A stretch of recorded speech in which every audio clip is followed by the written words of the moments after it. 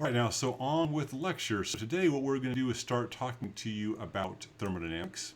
And so we're going to start giving you those basic ideas that we have to discuss. And so let's first start by giving you the definition of what is thermodynamics. So thermodynamics.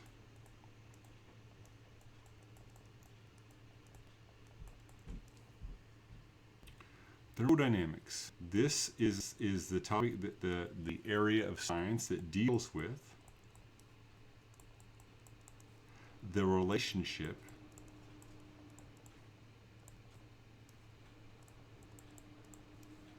between heat and work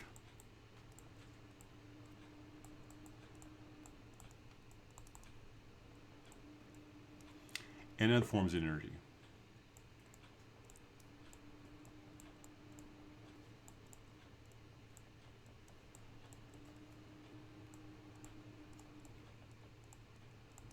Okay, and that may be mechanical, that may be electrical, that may be chemical. Okay. Now, we're also dealing with the relationship, we're also dealing with interconnectability of these forms.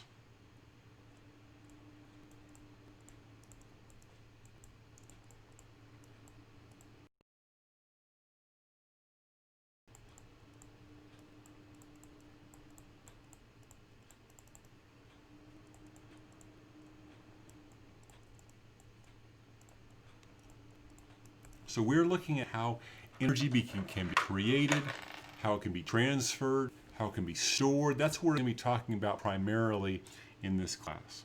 And so in the 19th century, we began to see how hot objects, hot steam, things of that nature, did work. And that's what we start to deal with here. But to do this analysis, we have to define a system. And so that's going to be our first topic that we're going to talk about here. We must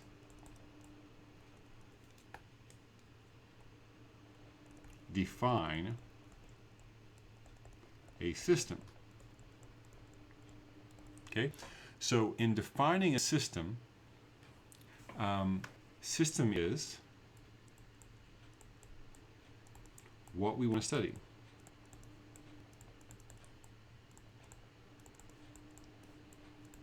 Your book has a lot of good examples about system. What are we studying? Okay, now if we define our system as what we want to study, then the surroundings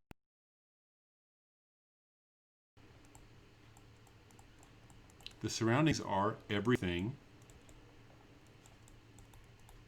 external to the system.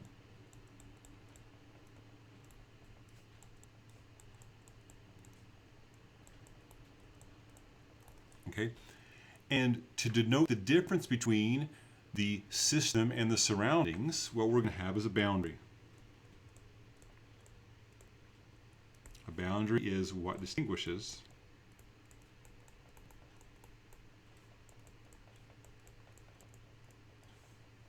a system from surroundings.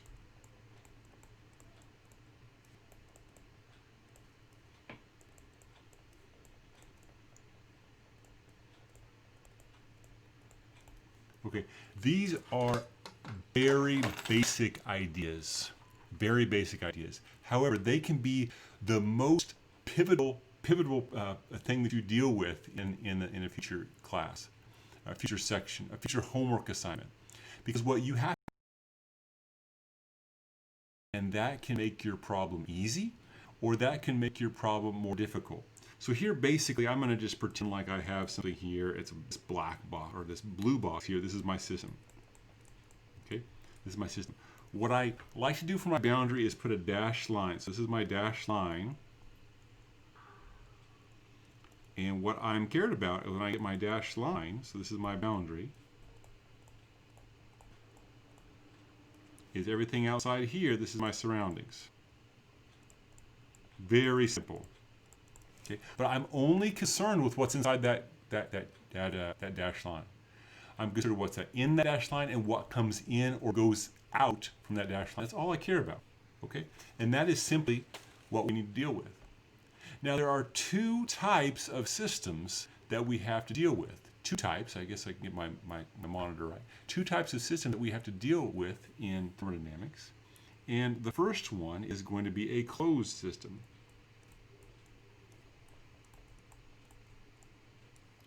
A closed system is exactly what it seems like it says here. A closed system is a system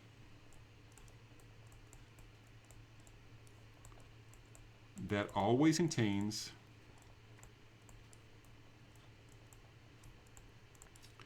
the same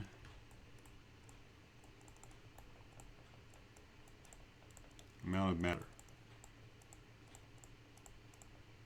Okay? Okay, so important here. Same amount of matter. Okay, here. No mass. I can cross the boundary.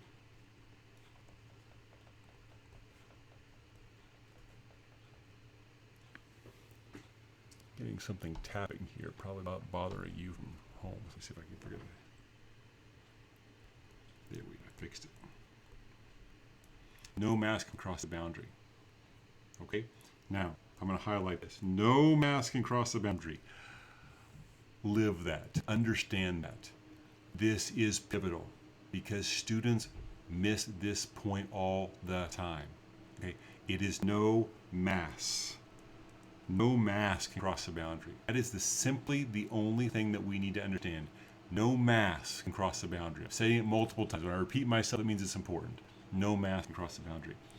We're going to have situations where we're going to have control volumes where you're going to have heat crossing a boundary. Heat can go in and out of the system. That's great, no problem. Heat can cross a boundary, still be closed because no mass can cause a boundary. We're going to have situations where work is going to cross the boundary. We're going to put a shaft inside the system and rotate that shaft.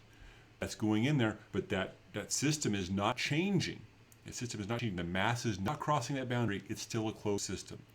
So please make sure about this. This is a major mistake. It can cause a lot of problems because this is the first decision that we have to make when we're causing a problem. Is this a closed system or is this a open system, which will be our other type of system we're dealing with? And that leads us in two separate pathways that we need to talk about. Okay, now let's talk about that other system, that open system.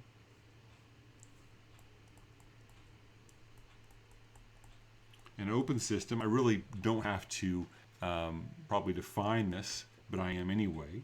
It is a given region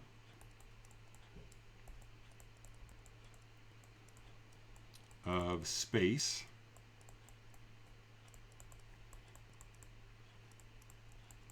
through which mass can flow.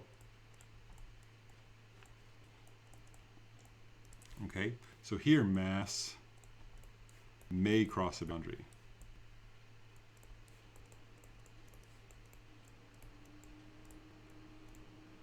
Okay, it's very simple explanation there. So here we're going to have something like a, let's talk about something you probably all are aware of, an air compressor. You need to get some your tires are a little flat, so you need an air compressor. Air is going to come into that system.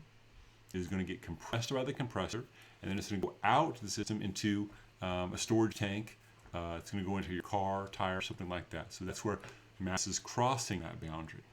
Okay, now here's some alternative wording.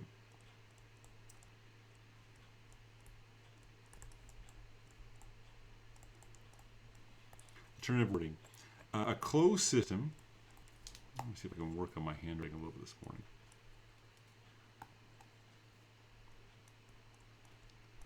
Basically, slow down is what it is. A closed system can also be called a control mass. Control mass because you're controlling the mass inside that system. That's as simple as what you're trying to say there. An open system